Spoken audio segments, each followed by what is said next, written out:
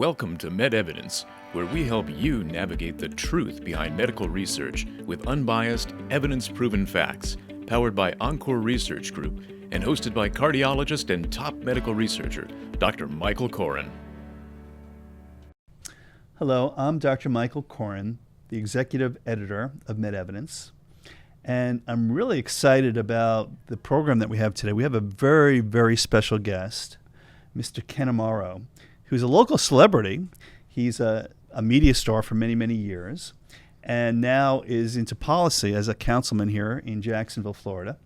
And we're going to have a discussion about the truth behind the data, which is our slogan at MedEvidence, because as you and I were just talking about, you can have data points.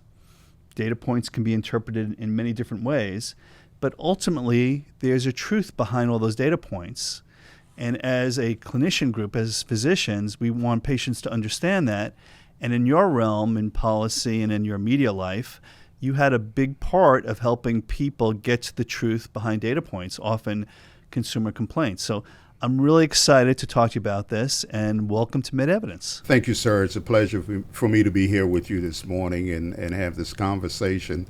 And I'm looking forward to it because I like the title of the program.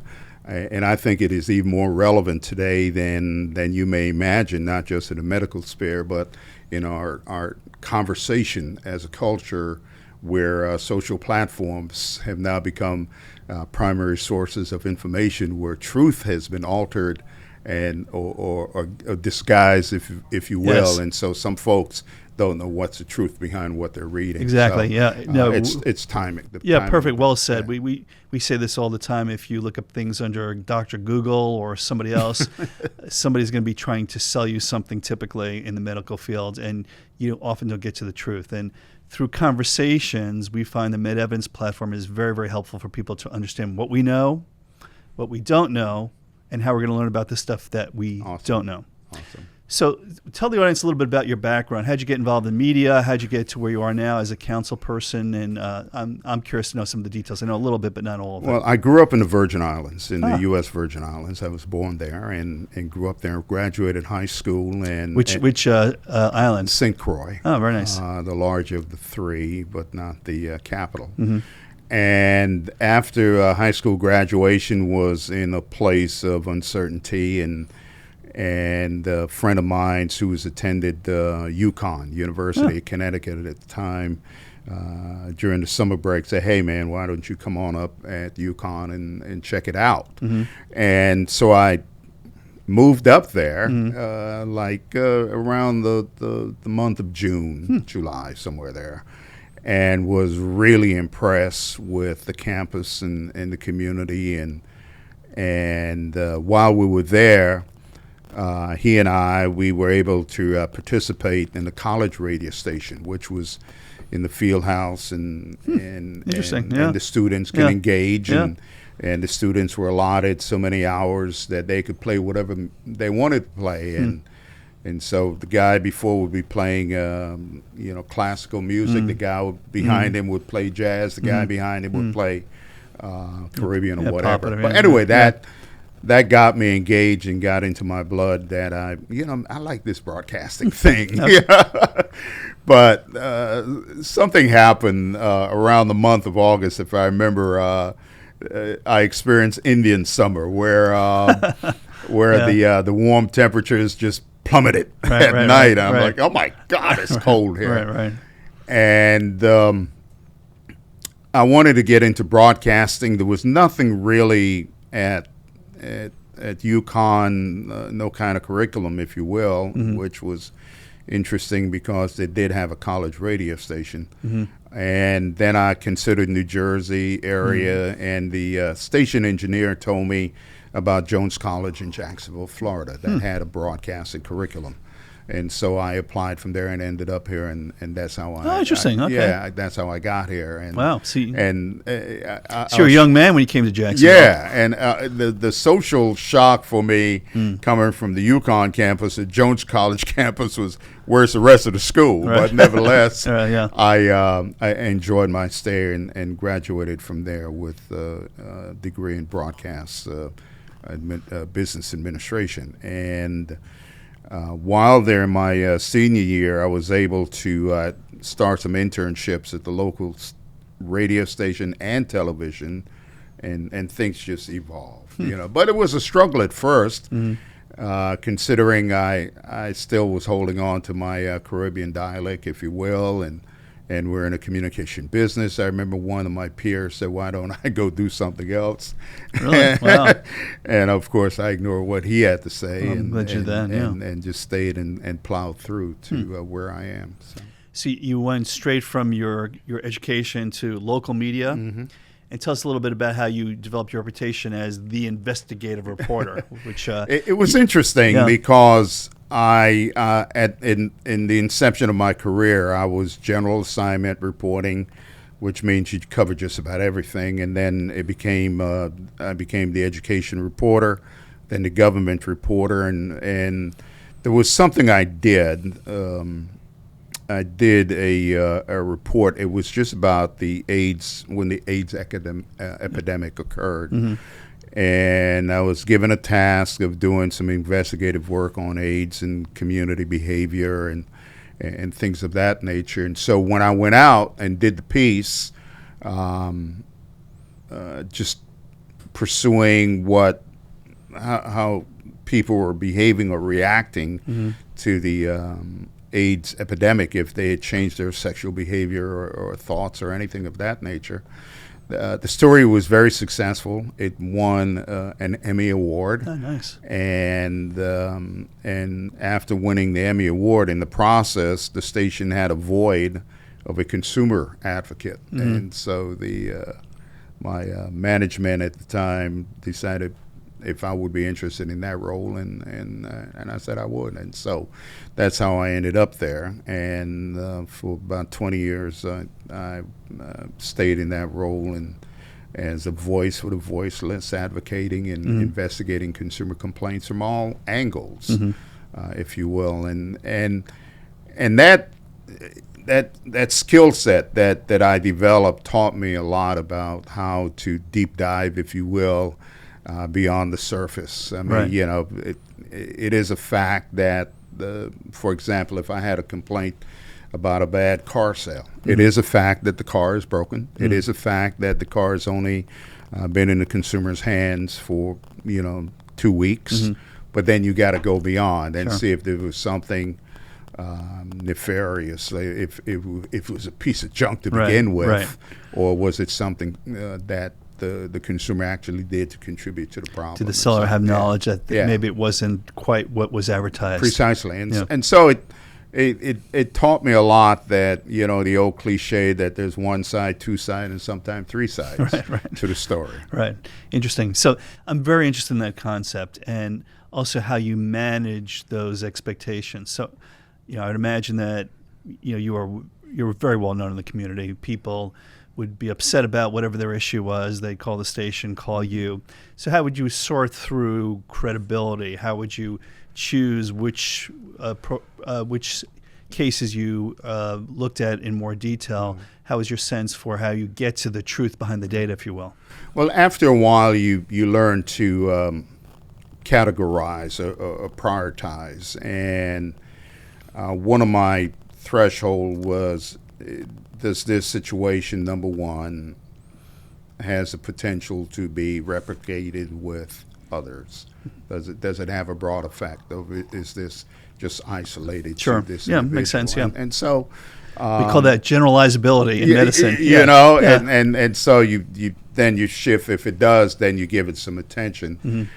And one of the things that I've tried to accomplish was not to discredit whomever was bringing the complaint, but to listen to them wholeheartedly, and just embrace the facts as they are, and not try to be quasi-judicial, if you will, and not make a determination right away as to whether they were right, wrong, or whatever, but just to take the facts as they are.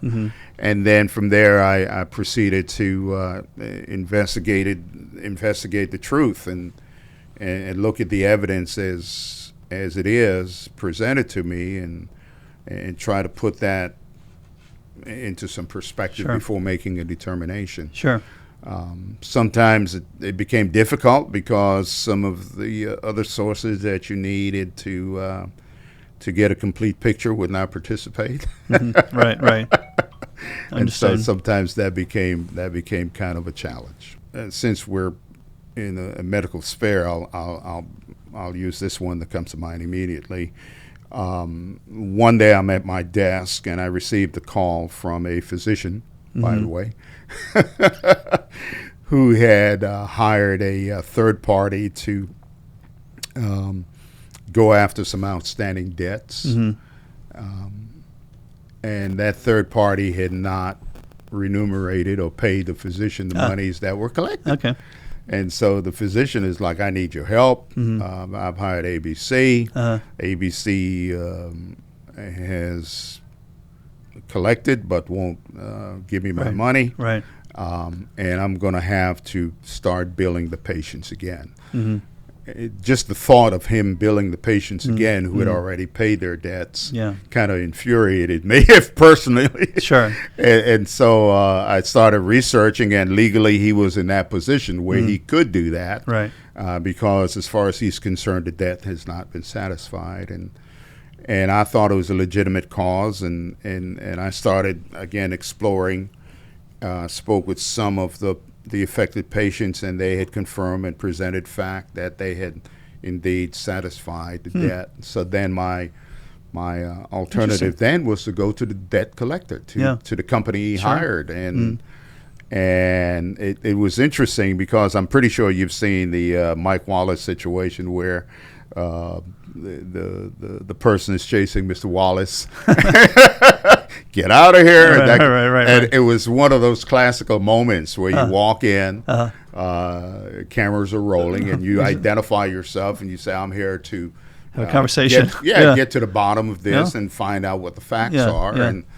And it turns into a very aggressive, assertive, get out of here tirade of profanity and that kind of thing. And what was their position as to why? Well, it was never explained. It was instead, get the heck out of here, blah, blah, blah, blah, blah. And what they didn't realize is that's great for television. There you go. That's funny. Because you've seen the clips on 60 Minutes, bleep, bleep, bleep, right. And so it's funny, I remember this one.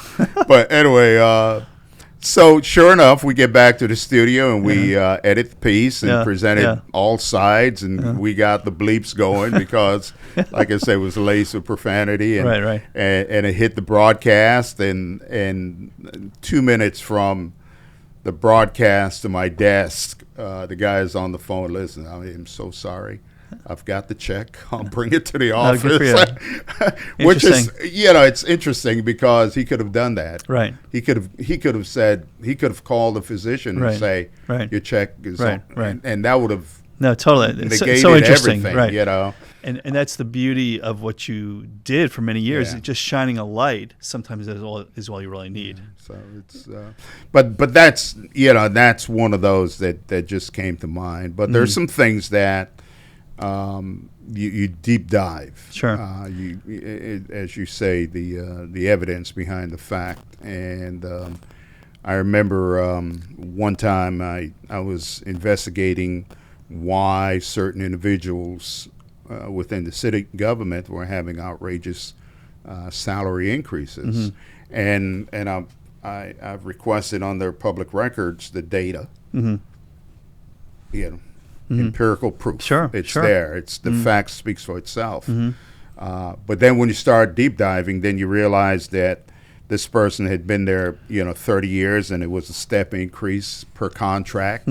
That's why the increase looked that way, and so it was consistent with the other cities or what have you. And while the fact was there, it was not as alarming or abusive as you first thought when you put things in context. Interesting. Yeah, context is so important. So to that point, can you think of an example where somebody came to you as a consumer advocate, you thought they had a good story, but when you dug in, maybe it wasn't such a good story? And how do you break that news to the person who may still be sincere, but that's coming to you for help? One of the things that I've prided myself on is to be honest. And so and it's a matter of choosing the right words. But if I discovered that the evidence didn't support what they were claiming, I would tell them that as honestly as possible. But not only that, I would try to suggest if there was another recourse like litigation or whatever, I would suggest pursuing that path, because from my position, this is not what you think it is, and I'm not going to be manipulated into, Sure. being you want to be a tool soapbox. for that person, Precisely, and when they may not be in the right And completely. unfortunately, that can happen when you don't do your diligence and, Sure. and investigate the facts. Interesting. Yeah. Well, this has been a great start to our conversation. And in our next segment, I'm going to talk to you and get a little personal, because I understand that you're actually involved in a clinical trial. Yes, sir. And I'm a cardiologist, a preventive cardiologist, really interested in lipid issues. And I'm going to ask you to share a little bit of that experience with me and in the audience, Yes, sir. and talk a little bit about how clinical research works in terms of hypothesis testing and eventually to get to the truth. All right. Thanks for joining the MedEvidence podcast. To learn more, head over to medevidence.com or subscribe to our podcast on your favorite podcast platform.